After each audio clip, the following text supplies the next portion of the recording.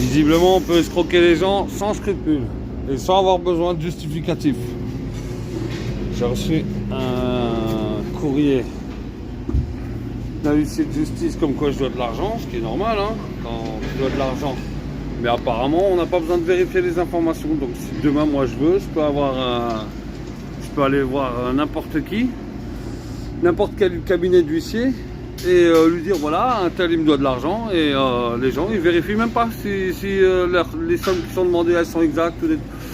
Là j'ai reçu un courrier du cabinet Oxial à Schiltigheim qui m'enjoint de payer une certaine somme, sauf que la somme elle est erronée. Quand j'appelle la personne elle m'envoie balader en me disant que c'est pas à elle de faire de la vérification alors que c'est pas moi leur client, hein. Leur client c'est la personne qui les a mandatés. Donc ils ont fait un faux en écriture, c'est ce que ça paraît quoi. Et quand j'ai demandé plus d'informations, elle m'a raccroché au nez.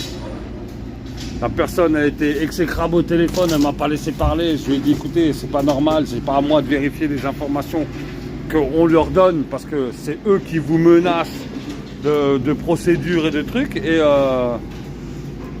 donc ils n'ont pas besoin de faire de leur boulot quoi. Donc le cabinet Oxial à Schiltigheim, j'aimerais vous dire que si vous voulez enfumer les gens ou leur extorquer de l'argent, en plus il y a marqué huissier de justice sur vos papiers alors que c'est marqué si vous êtes censé être des commissaires de justice, donc il n'y a pas de problème, on peut faire valoir ça au tribunal hein. Mais en tout cas restez factuel. Si vous voulez que les gens ils aient gain de cause, parce que là, à cause de vous, votre cliente, elle va perdre. Elle risque de perdre, parce que une erreur dans la procédure, ça fait perdre, ça profite à la personne à qui qui reçoit la procédure. Et ouais. Donc soit vous êtes incompétent dans votre travail, que je pense que c'est facile hein, d'envoyer des courriers et de le facturer 160 €. Ça aussi c'est de l'extorsion. Donc voilà. Alors je vais me renseigner auprès de la DGCCRF pour voir si ce que vous avez avancé c'est exact.